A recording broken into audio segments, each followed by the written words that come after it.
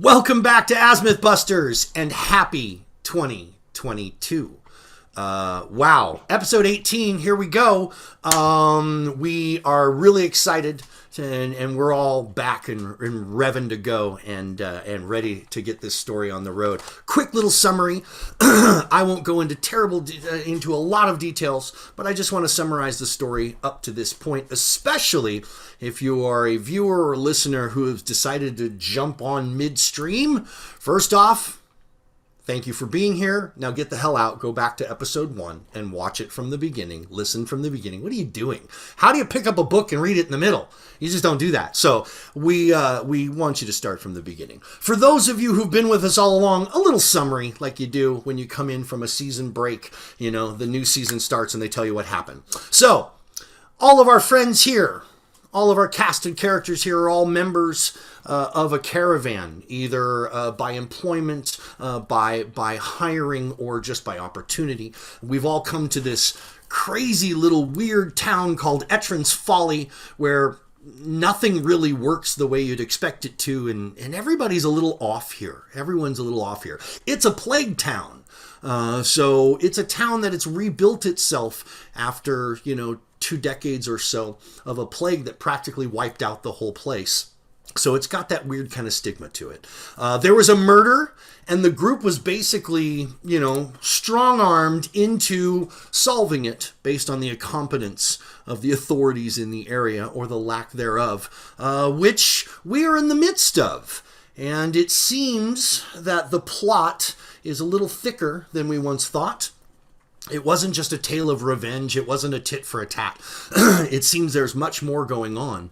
And your path has led you into the incarceration of the dreaded Halid, who basically is the instrument from which Bort was murdered. But you still seek the one that Halid was working for. We have just completed a couple episodes at the Blighted Den.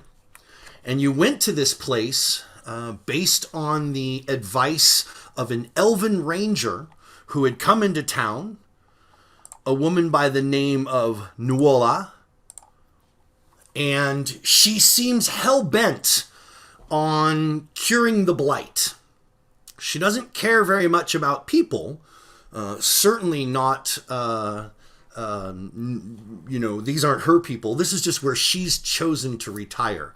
And she told you that she wants to get to the bottom of this blight thing and get it behind her so she can, retire in peace without all this bullshit happening around her. So Nuola she has also fought some of the blighted wolves. She was the one who shared with you the location of their den. And it is from their den which you have returned with some more evidence, choosing to come back to the town of Etrin's Folly to regroup. Nuola has scouted the region, and from high ground, she has told you that she sees a much darker concentration of the blight to the north and slightly to the east of here.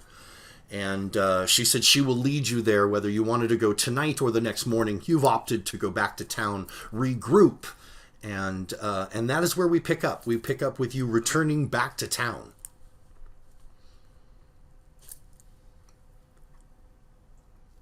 So if there's not anything anybody really wants to take care of,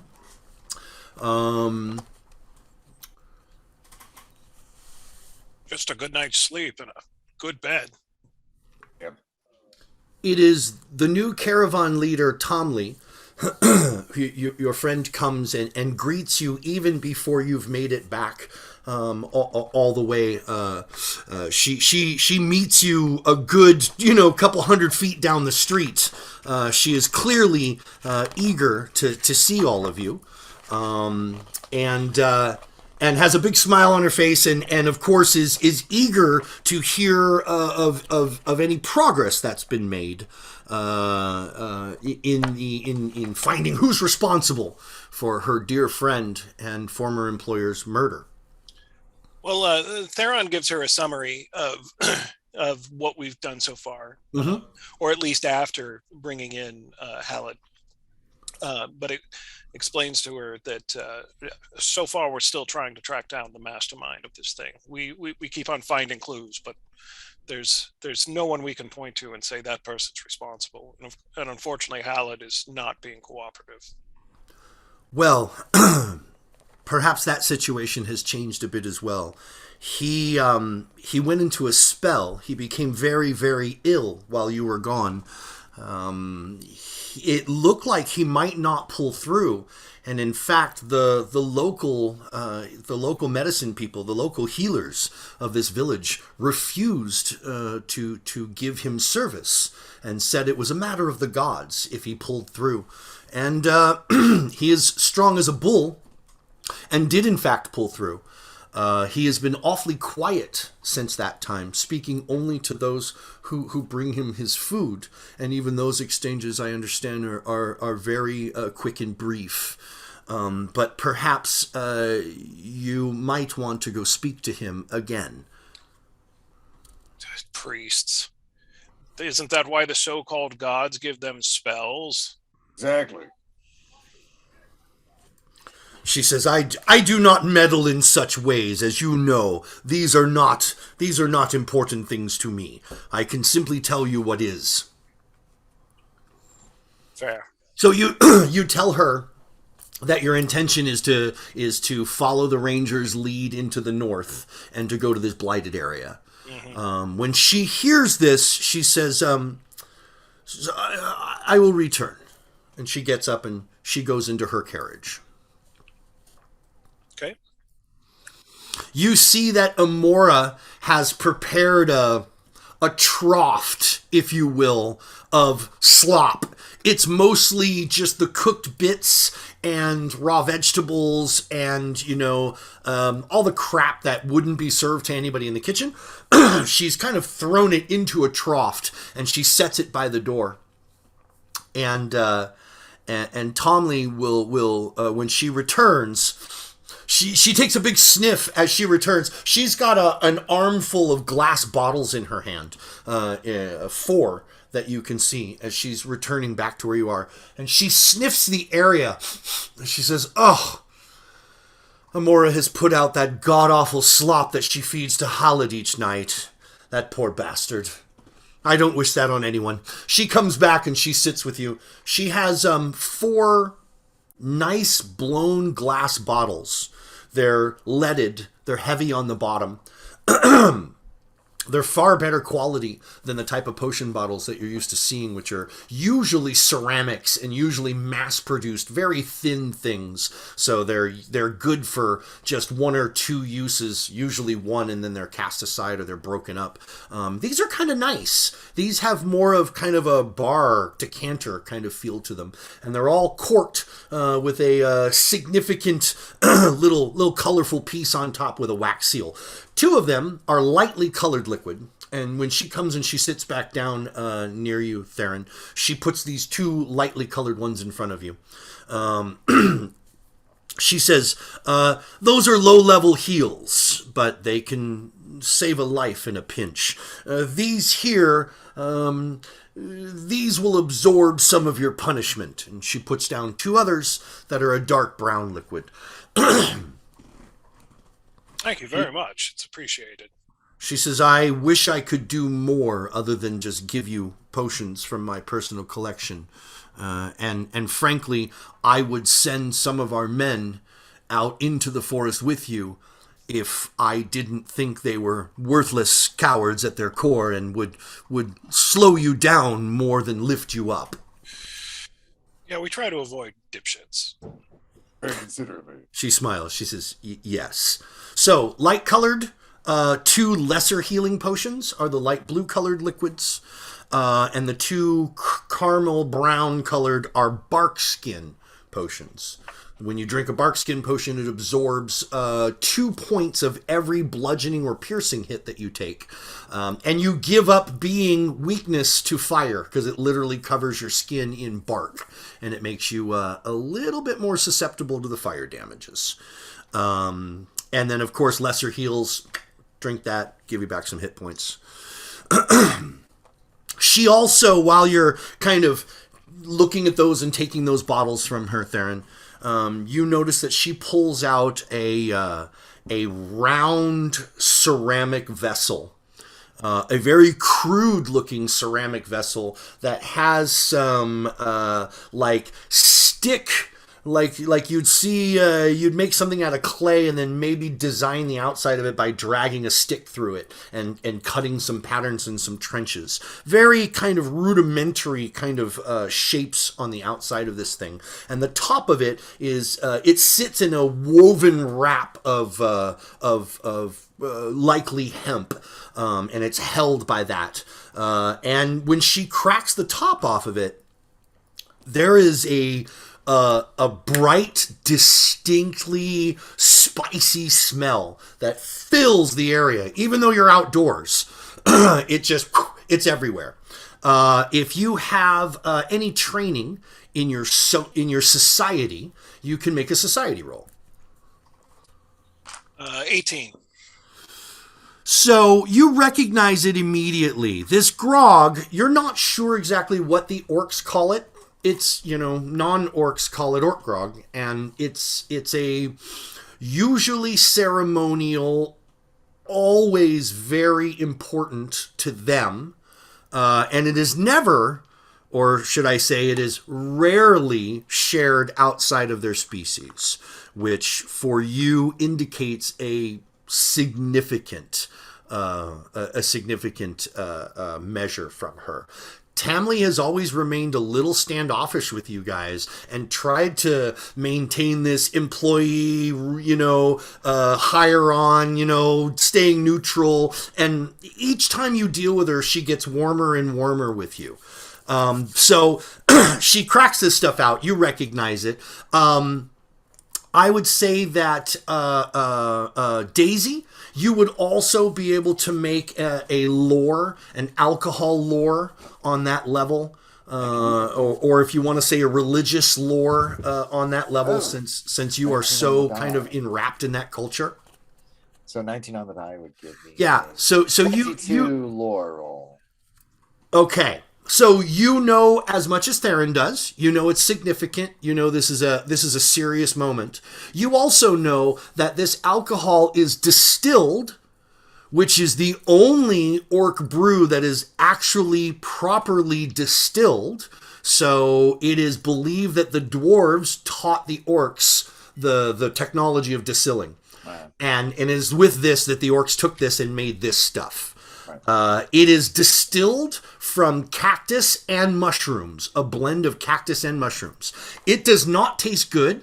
It does not smell good, and it does not look like they have made any efforts to blend or hide that fact at all. In fact, as your knowledge check would also reveal to you, there's a certain amount of orcish chutzpah that goes along with the grosser it is, the ruder it is, the more of a man you are for drinking it, right? So that being said, she pops the cork off this and she shows it all to all of you. And she says, I want to bless your venture and the group with the closest thing I can. I do not believe in gods and I do not believe in such things. I know some of you do, but I believe in blood. And this is a blood blessing that I offer each one of you. And she shows you that you pour a little bit into your hand and it pours a little bit like thin honey. Thicker than water, thinner than honey, a little bit in between, kind of bloop, a little bit of it pours in her hand, and she licks it off of her hand and hands it to Theron, and kind of nods, and basically you do the same. You do the same. Well, when in Absalom. The taste, as I said, it's a little less repugnant to you because it does have a background of mushroom, and you're a mushroom eater. You've eaten a lot of fungus in your life, so you're like, yeah, it's not a flavor I like, but it's not terrible. Whereas the rest of you, it feels like somebody donkey punched your mouth. It's not okay. It's like, oh, and you're doing your best not to be like repulsed by it because she's smiling and she's waiting for it to return back to her so she can do another one. And when it does make it all the way through all of you, really finish. I'm sorry? essence of like burning tar with an oily finish. Exactly. So it makes it all the way around. She will take another dollop, and she says, I consider all of you family.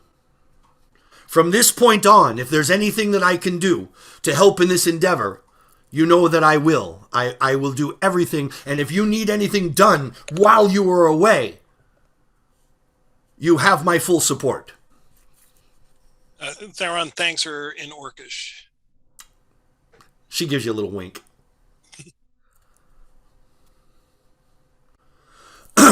Okay.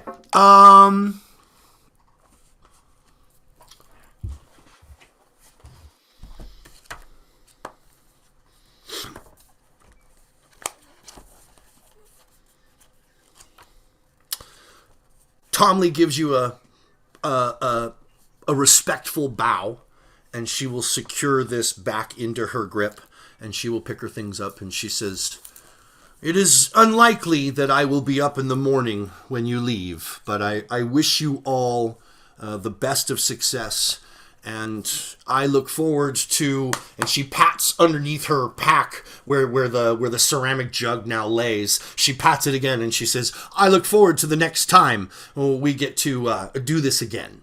Very much.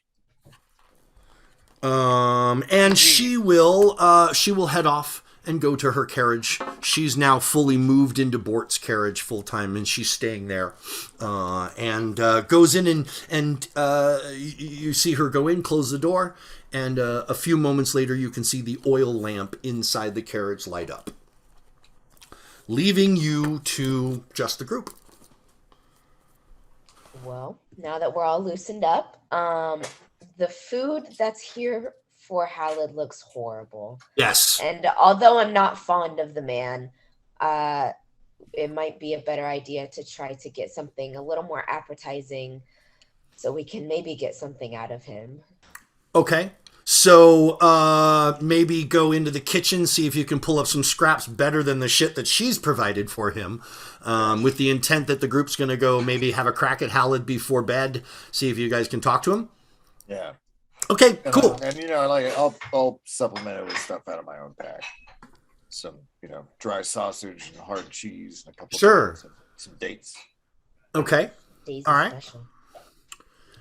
With the intent to butter him up with some grub better than what he's been getting so far. Electra will stand up, and she kind of looks down her nose at what's going on and hears you guys going off to the kitchen, and she says, I will not be a part of serving a meal to that man, or any man for that matter. She says, I bid you a good night, and I will see you all in the morning. And she goes up the stairs, up the ladder stairs, to her bed. So you go into the kitchen. Quick scan of the kitchen. Amora's not there currently, but there's Finnick and one other worker working in the kitchen. He waves at you when you come in.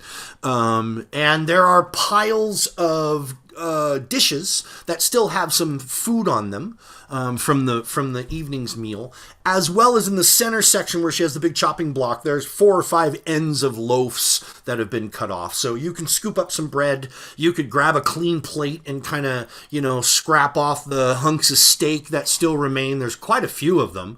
Throw some potatoes, a couple of cooked vegetables on there, and you've in short order you've made a pretty nice little meal plate for him, all things considered. Perfect. Is there any like leftover meat that I could grab to leftover meat? Top? Maybe it's turnip meat, so I mean. Well, if there's one thing that the people of Veterans Folly are good at, it is drinking. There is no leftover anything, and in fact, that at least here, the alcohol does not come out of the kitchen. The alcohol comes out of the other part of the mill. So they keep them separate so Amora doesn't have to bother with it. So there's no liquor here. There is a couple of bottles of cooking wine, which is just like, stock wine that is poured from the jug and is set here for making sauces and things like that. That's the closest thing that you could have without digging in deep. You want to just grab one of those? I don't know. That'll taste pretty foul. I was about to say, I don't even know if that'd be worth it. I think steak scraps will have to do for him. Okay. All right. So you leave the wine if bottles. Need to butter them up with alcohol. I can always give them a sip from the flask. Sure. Okay. The group gets the food together. You put that. Are you leaving the trough? You leaving that there? Yeah, that I wouldn't feed that to a dog. Yeah, exactly. Or just barely. So so everyone else except for Electra is going out to the tree where Hallett is chained up currently? Yep. All right. Indeed. As you're leaving the mill, I'd like everybody to make a perception check for me. No. 18. Okay. History repeats. Daisy's too busy paying attention to the place. Yeah, Daisy, you've got the food. You're kind of leading. You want to get to him first. You kind of want to be the presentation, a little bit. You want to be the guy in front. Simon didn't see anything either because he's given Daisy the side eye. He's not sure about giving this guy actual food. He's keeping up with him, kind of looking up at him, giving him a hairy eyeball. Yeah. All right. Cool. Eyeball, yeah. Cool. Does Simon like sausage? Is that what's Simon like? Does Simon like sausage? Well, Daisy pays attention to what people like to eat.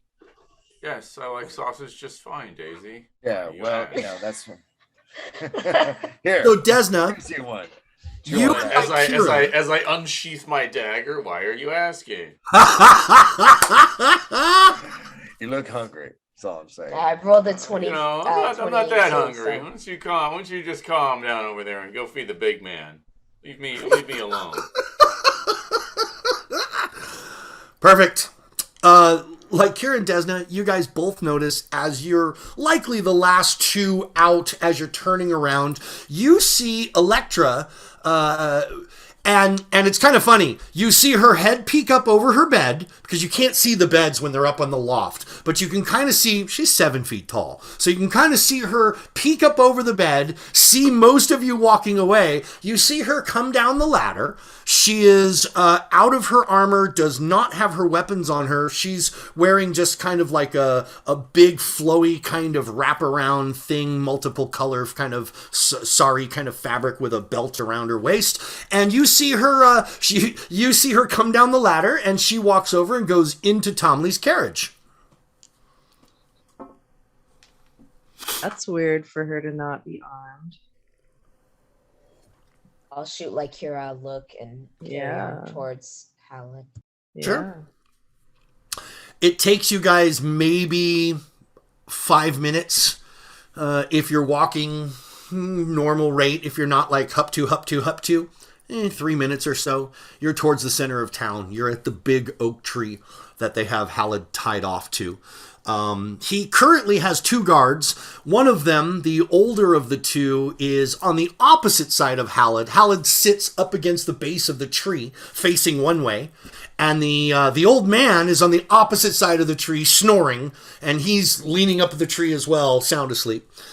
In front of Hallett, the younger of the 2 men, who looks very similar, might just be an Etrin's Folly thing, might be a family resemblance, hard to tell. He has a long birch branch, and he's whittling with a sharp knife, and he's just taking it down, and there's hundreds of little curly shavings all around him. And as you come walking up carrying the food, he looks up and he smiles and he says, "Oh, I thought they'd forgotten completely about feeding the man tonight. I was going to make a bet, but the old man fell asleep before I had a chance to throw some coppers his way." Yeah, Is he still asleep? How it's secured to the tree? I'm sorry? Is he still asleep? The old man? Yeah. Oh, yeah. The old man sounds... I'm gonna. He's supposed to be guarding Hallett, right? Yeah, he's on guard duty. That's true. Okay. I'm gonna walk around to him, and how high is his face relative to? I'm 2'2", so is he within slapping Well, yeah, I mean, he's sitting down at the base of the tree. He's sitting up against it. So when you're standing right next to him, you know, his face is kind of like right there. Outstanding. So I'm gonna, pick a cheek and kind of wind up and see if I can wake this guy up. Sure.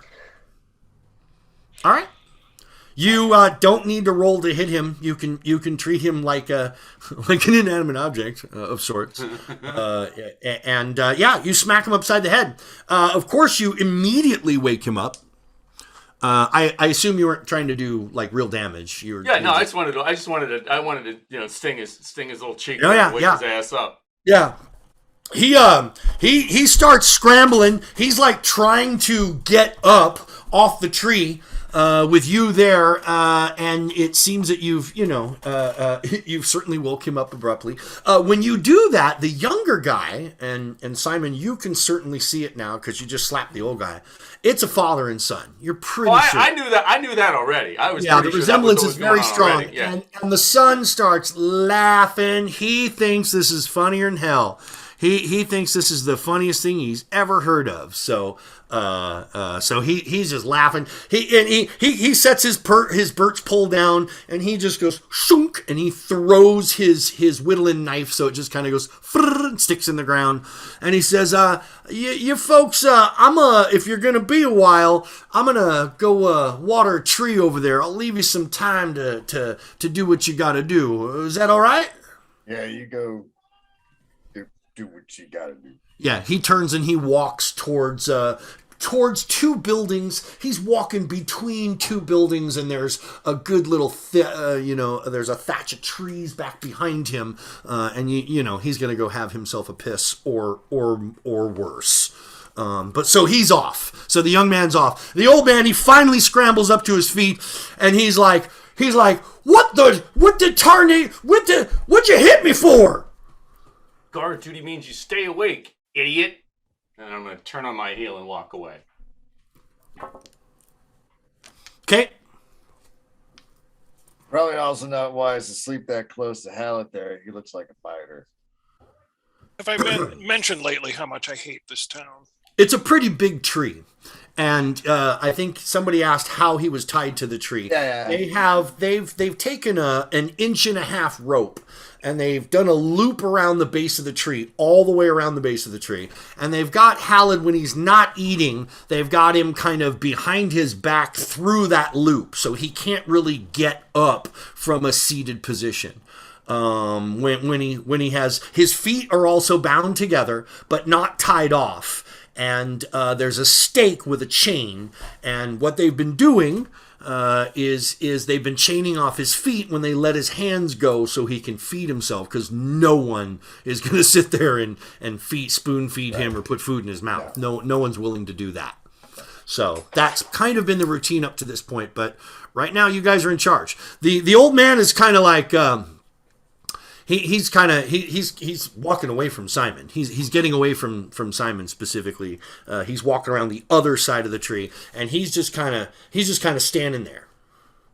He's got his arms crossed. He's just kind of standing in the middle of the road, looking around. Well, he knows the procedure. Set Hallett up so he can eat. Yeah, old man. You tell him that? Yeah.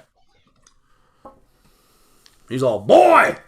God damn it, son of a man. He comes over and he starts doing his thing and gets them all in. Hallett's eyeballing him. Hallett's looking at him, and he's got a wry little smile, a little half-cocked smile on his mouth. Eyes on me, Hallett. Yeah. Says, that doesn't look like my normal trough. Are you feeling a little squishy for me? Caden Kalian provides. Is that all I gotta say? Soft-hearted, are you? Adorable. What have you brought me? I'm starving. Well, then please shove this in your mouth so we don't have to hear you. Oh, he said he hadn't received any healing. Does he look like still pretty fucked up from the fight? Well, he's not damaged in a mechanical sense. He went through detox. He went through withdrawal and detox, and it put a terrible strain on his system, and he's recovering from that. He doesn't have any hit point damage necessarily, but he just kicked the monkey off his back, so to speak. So he looks rough. He looks rough. He's got bags under his eyes, and he looks like sleep isn't coming very well, and certainly he's not comfortable being tied to a tree in the sitting position all the time. But considering the alternative, so you give him his food and you let him grub down. Yep. Yeah. So he will mack it. If you brought him silverware, he won't use it. He'll just he eats incredibly fast, but quite efficient. Very, very little waste, very little loss. Not very much crumbs or anything about him, and he says, "You bring me some beer." We could get you some beer if you're willing to talk about who employed you. Employed me? Well, I'm freelance, like I said before. So, Freelance might still be is talking about a particular contract. Stuffs more crap in his mouth. Yes, let's talk about your contract. Let's start with some beer. No, let's start Belly's with the full contract. and my throat is dry. No, we'll start with some information, and then we'll see if it's worthy of beer. Beer is a privilege, not a right. I find some objection with that, but I could always give him a smack in the mouth for dessert, like I gave the old guy. we're not there yet. All right. His hands are free, too.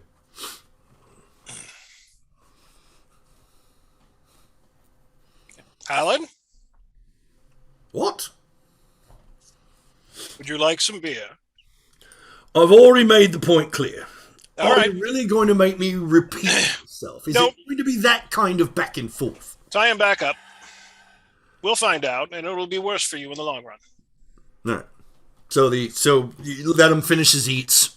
The old man will come in and he'll do the whole thing, and this time he does the feet thing, and he unhooks his feet, and he's like, "Come on, give me your hands, give me your hands." He's like standing behind him, "Give me your hands," and he's just standing there, and he just nods while he does it. Like there's some reservation, but he nods and allows himself to be tied up. By this time, the young guy is coming back. From being off in the forest, he walks back over, and the father will intercept him, and they'll have a little heated back and forth. So is Hallett sat back down? Yeah, Cool. he's never stood up the whole time. Okay. He's been sitting the whole time. Just Once his hands. Yeah, he's got his hands behind his back. Okay, cool. I'd like I'm to gonna go. address I'm gonna go give him a dessert. Then I'm gonna smack him in his mouth. Okay. He smiles at promised. you. He laughs. He says, "Oh, adorable! You're so tough when I'm tied up. Yeah, I know. I bet you And treat all your I'm women." tough when you're not. Yeah, I walk past him. I'm gonna go talk to the two guards, Sure. and I'm like, remember when you weren't tied up, and we are the reason you are tied up. So yeah, we're tough. And then I go to and I'm like, during Hallett's sickness, did he rave about anything? Did he speak at all within the depths of his illness? Not that I heard. No. I honestly, it wasn't like I was close to him. I had my face near him or anything, but all I know is when he came out of it, he wanted pickle juice. That's all he wanted. He wanted pickle juice. I'd like to remind Hallett that we probably won't be back again to give him more delicious food, and he might have to enjoy the trough food for a few more meals. And... I've had worse. Okay. Says, regrettably, I will miss you. Where are you off to then? Going to meet up with your employer. I doubt that. Well, you're not very bright. Never claimed to be, governor. Never claimed to be. All right, I've had enough of this idiot. Okay. Anybody lingering around the tree? You guys all kind of leaving and going away from it? Great. Yeah. The guards will go back into their less than favorable positions after you leave, and the old man will go right back to his spot at the tree and sit his ass down and put his head down, and you know, it's inevitable. They are what they are. So were we expecting to get any useful information out of this guy? No, Always but it a never hurts hope. to ask. Yeah. Hope rather than expectation. Sure. You'd think he'd soften a little, but that doesn't seem to be the case. I'd like to try something. What's that? You want to? Everybody leaves, and you're going to turn around and go back to him? Yeah. Okay.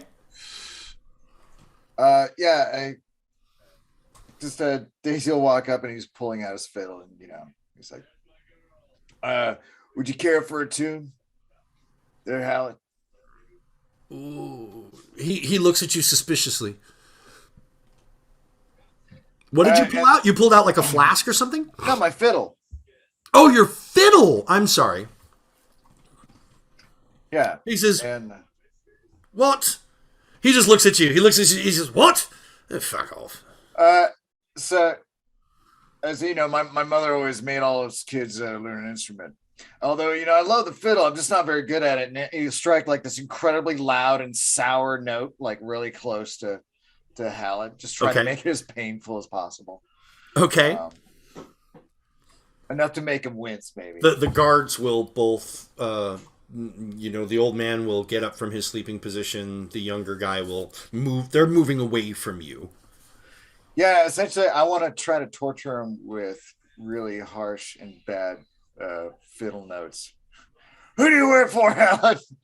Tell me.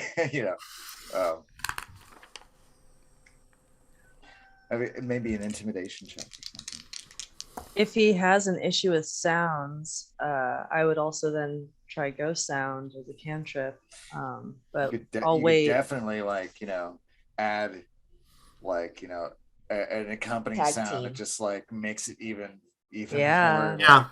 Yeah. He is pretty hard to what you're doing. He'll even tap his feet a little bit to play along with it and stick out the tongue on the side of his mouth yeah. So, I'm not wasting any more time on this. You kind of grind on it for a bit and he just kind of he endures. He winces and bites on his tongue and taps his foot, and he endures. He's a bit tougher to break than that. So You bore me, Hallett.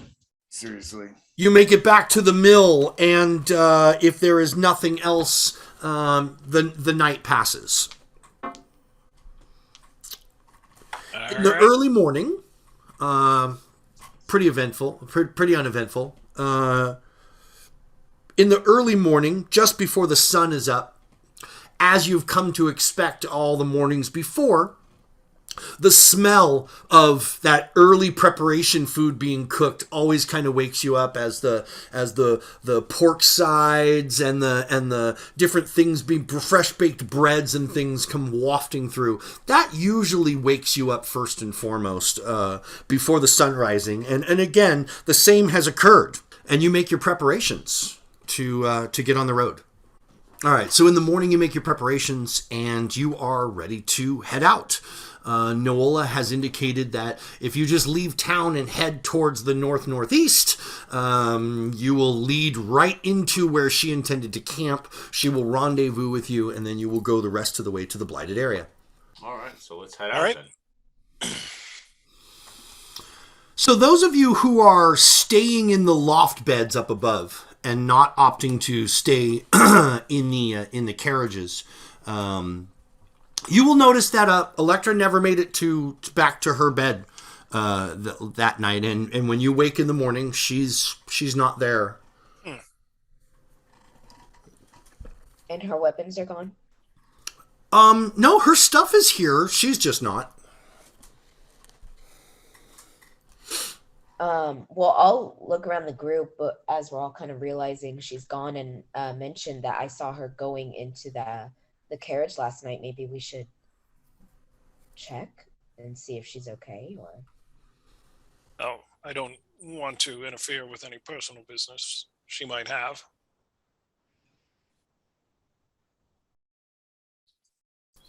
But she knew we were leaving this morning, right? Absolutely. She was privy to all those conversations. Desna, would you feel comfortable looking into this? I think I could manage. Okay. I'll take off before we head out, and you said it was Tomley's carriage that she went to, correct? Yeah. Yeah, I'll go and give a little she's in knock the main on carriage now. her door. Okay. Okay. You knock on the door, and no response. You knock again, and you hear some muffled talk back and forth, and then finally you hear Tomley say, "What is it?" It's Desna. I'm just seeing if you know where about Electra might be.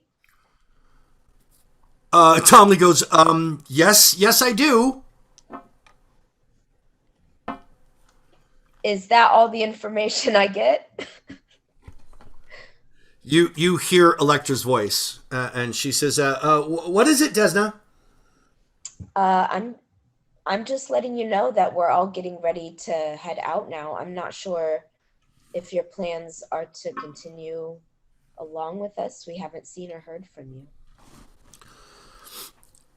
She says, you go ahead for now. I'm going to stay behind. Okay. Well, if they're not opening the door, then I'll leave They're it not. at that. I'll turn around and I'll go back and tell the group. And that's weird, but okay. Yeah. Okay. So the group gets back. You tell the group what happened. Everyone has a bit of a shrug, okay, kind of moment. And off you go towards the northeast. Within the first 5 minutes of your journey, you find Nuala. She is cleaning up her camp. It looks like she's in the process of packing up the rest of her things. And as you come around the corner, she's throwing a pack over her shoulder, and she's got a branch off of one of the trees, and she's kind of sweeping out her campsite, sweeping the area, removing tracks, and really leaving it exactly the way she had found it.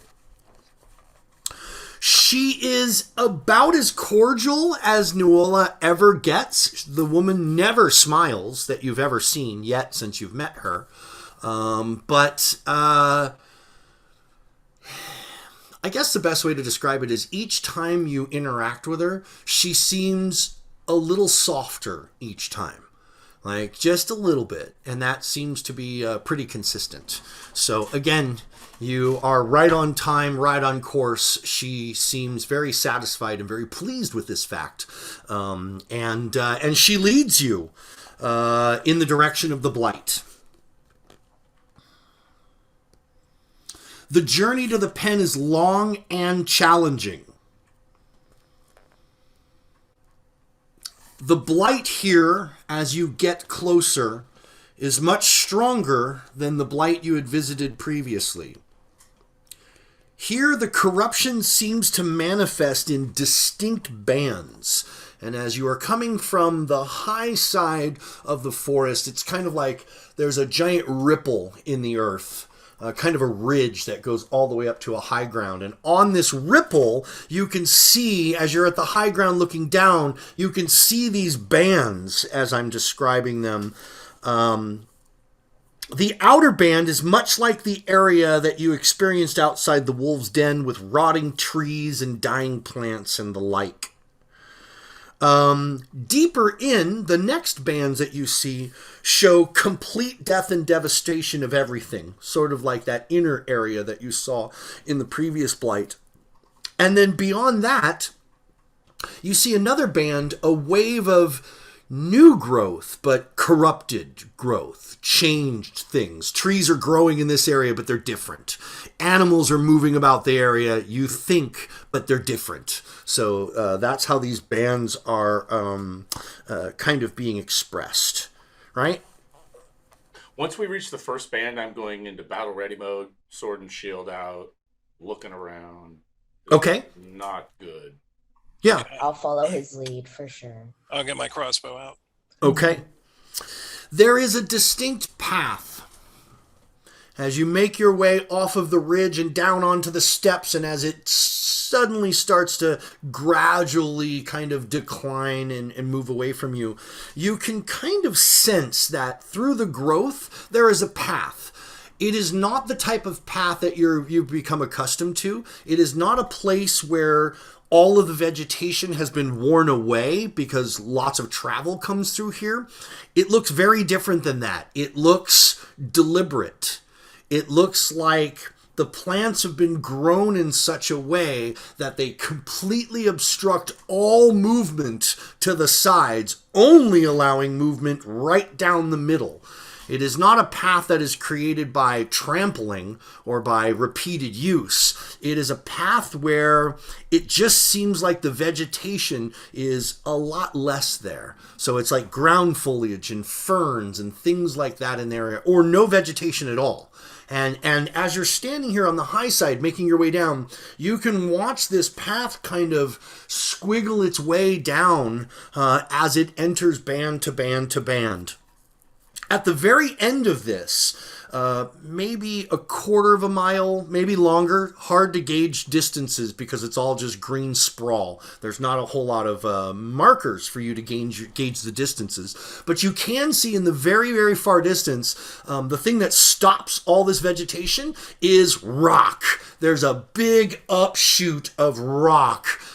It wouldn't be a mountain. It wouldn't be a plateau. It would be like one of these areas where plates came together and rock just kind of went just straight up. And that kind of frames the whole area, and the vegetation grows thick and hard right up to that band for band for band.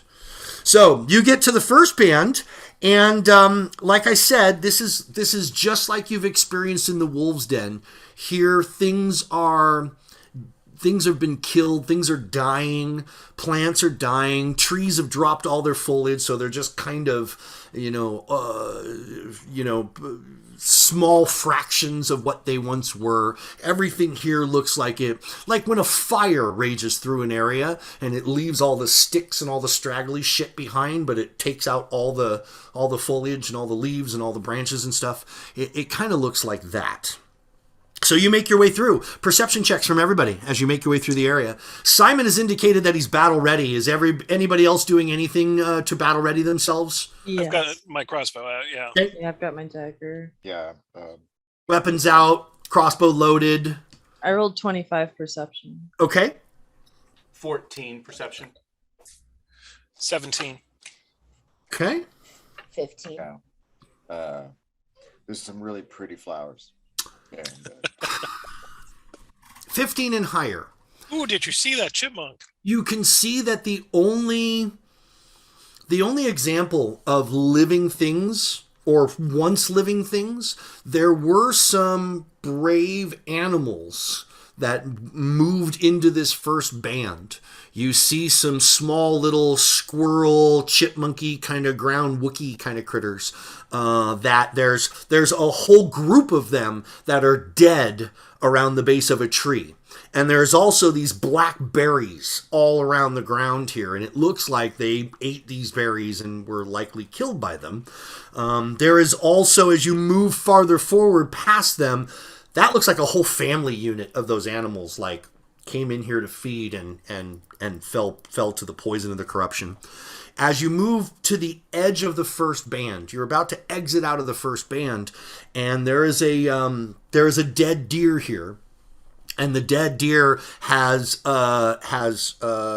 bright green bile down its front and down its fur, and it looks like it was eating from the branches here. So again, evidence that the animals have consumed the corrupted plants, and it has just outright killed them. You move into the next band, and you are now in an area of total devastation. Nothing is here. No plants.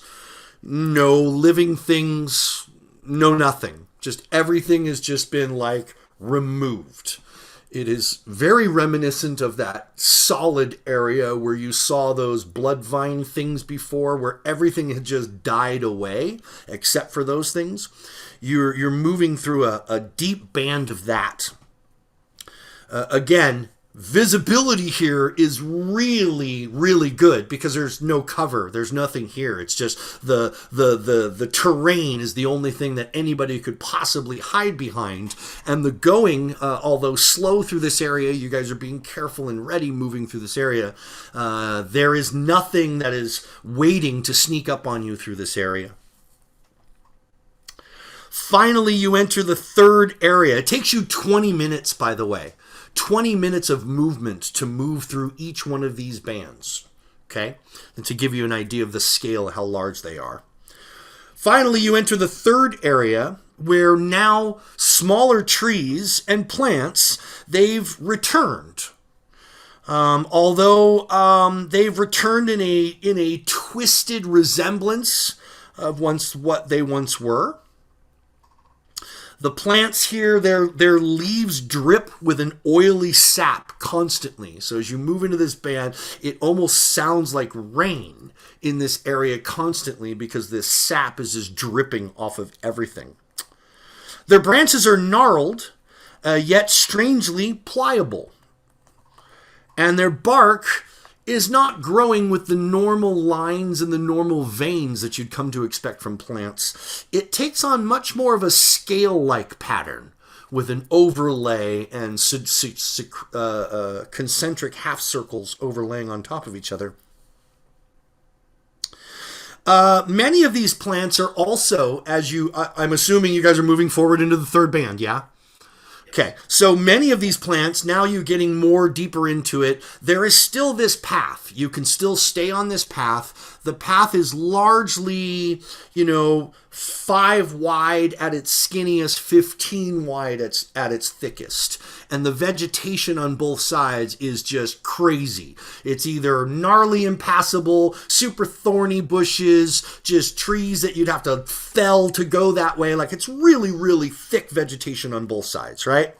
As you're moving into this third band, many of the plants are covered in odd pustules that do not look like plant-like growth. They look like, like skin tags. They look like animal pustules. They look like there's a cross happening between them. And do they look like the ones that we saw on the wolf-like things? Are they similar to those? Similar in form, yes. Yes, they are. Except for these they're emitting a faint glowing light. So the pustules are glowing. Well, that can't be good. No. Funny, this is all rather alarming, Theron. What is your now you're moving into this area where it's thick enough, it's getting gloomy and darkness. Are you providing your own light source, or are you just gonna kind of move forward and use the light of the pustules to navigate by? I have dancing lights as a cantrip. Okay, cool. So as soon as it gets dark enough where it's starting to get hard to see, Lycura kicks up her dancing lights, lights up the place. All good. All good. As you do so, Lycura, your light source reflects off of thousands of tiny little gnats that are kind of swarming around these pustules. The light from the pustules was not enough to see the bugs, but now you've got your stuff up, and they seem to have they're silver in color. They're not black bugs, they're silver bugs. So they really reflect the light. And furthermore, your dancing lights become a source of attraction for them. So they go, whoa, and they just swarm on the dancing light. They want to they're trying to get to it. They're trying to touch it. They're doing that whole bug thing. So these bugs are around, and it draws some of them near you as well. These are tiny little gnat things, FYI, that are flying around the area. Well, that's Since annoying. my shield is still broken, I'm wielding a torch in my office. Wielding a torch? Okay. All right. So they're less attracted to flame. because they don't seem to like heat at all. They don't want to be near fire, per se. So they like come near you and they go, nope. If there's better light sources, they will avoid you. They seem to like the cold light. Yeah. Well, you know, I'll dip the torch into any concentration of those gnats that wind up near those lights. Okay. All right. Well, kind of let them. Any heat source that is introduced to these little gnats, they burst into little like little air pops. So they seem to have they seem to be very flammable. So, and you're able to clear them out. And like I said, they don't want to be anywhere near heat at all. Yeah. Actually, Daisy finds that all very amusing. The whole like burning and watching it sparkle. Yeah. So does Kira. So like Kira, you're probably at this point keeping your lights on the edge of the party, up high and away from everybody. So it literally draws the bugs away from you guys instead of towards you guys. And just with experimentation, guys, if these bugs got anywhere near you, just swatting them out of your face. If you make contact with one of these little gnats, they just burst into flame. Even if you don't hit them with a flame, just physical hits on these things, they burst into tiny little flames. Not enough to hurt you, not enough to burn anything, not enough to catch anything on fire, just for the effect. Annoying. So yeah, they're annoying and they burst into little bursts of flames. When you come to the edge of, or nearly the edge of the third band, you can see in the distance the ground finally for the first time will steep up. You've been going largely downhill through this overgrown area, and now it will tip up, and it goes kind of up a few degrees to that rock wall in the back. You can see that it looks as though a hedge, like a property hedge, like the kind that you would see in the city, where rich people will grow these, these plant hedges on the inside of their walls or on the outside of their walls to put another layer in. And what it looks like is, it looks like a hedge wall, maybe 20 feet tall, squared off, beautifully manicured, perfect, going in both directions as far as you can see until it touches rock on both sides, with your path leading right down the middle, right into the only break in this hedge. It does not, this looks like it was absolutely grown with deliberance. Were they affected by the blight at all? It does not appear so. Okay, so all of a sudden we've been dealing with terrain that has been infected by blight, and now Completely. we're walking up to this place and it's a bunch of hedge that's healthy. Right. The edge of the Okay. blighted area seems to be this hedge that I'm describing to you, and the Okay. blight runs right up to it. So it almost feels like, if you're walking around in a big park, like a city park, and it's got that hedge and you can see everything, and then you step over that line and now, boop, now you're out of it. It's sort of like that much of an abrupt kind of situation. It is definitely completely out of the ordinary. Well, none of this has been ordinary, but I guess we keep on going. All right. I don't know what's worse, the town or this place. Deeper into this massive blight, the plants take on an unnatural shades, and their branches seem to shudder and quake at the sensation of something passing.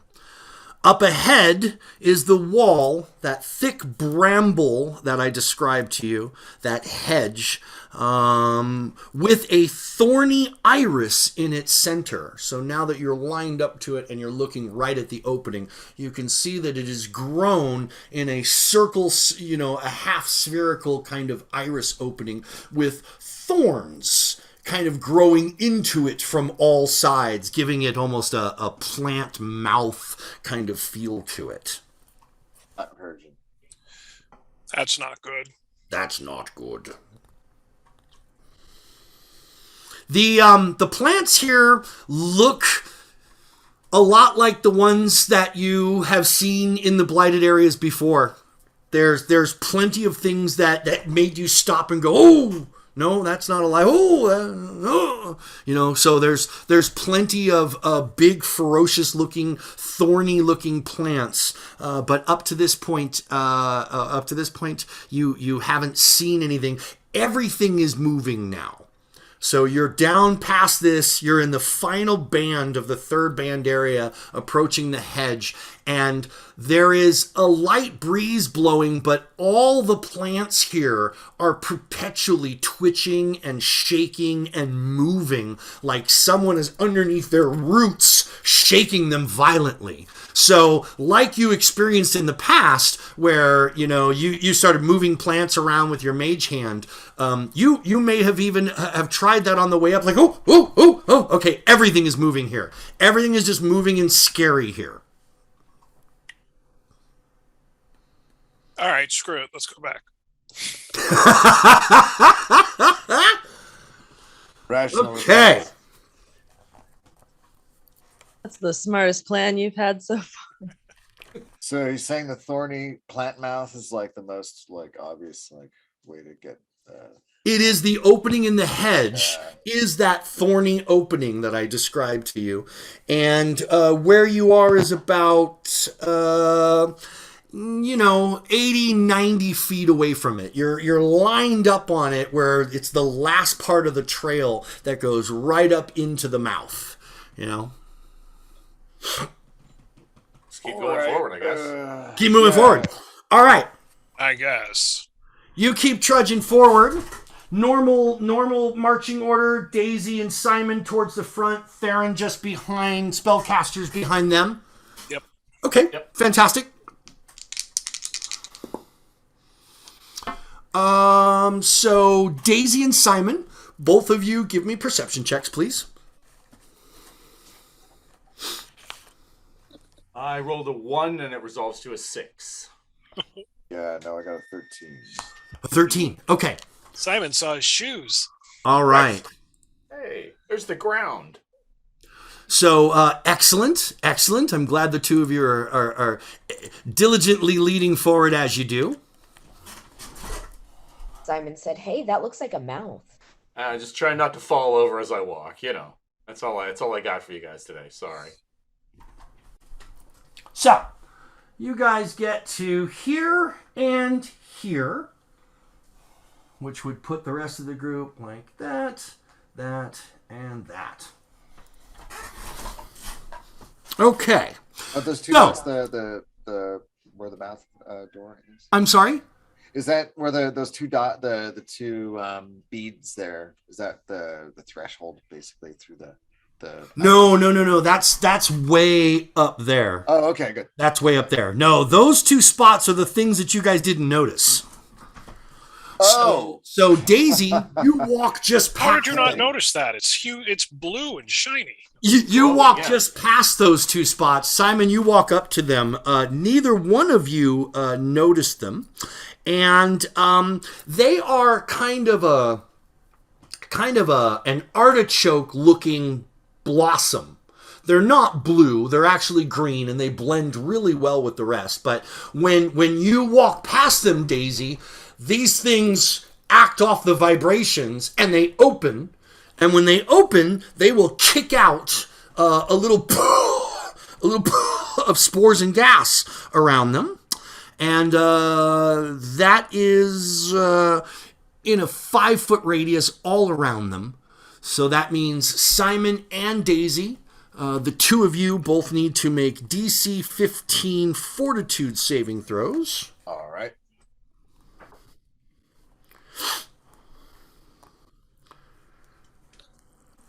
$21. That's good.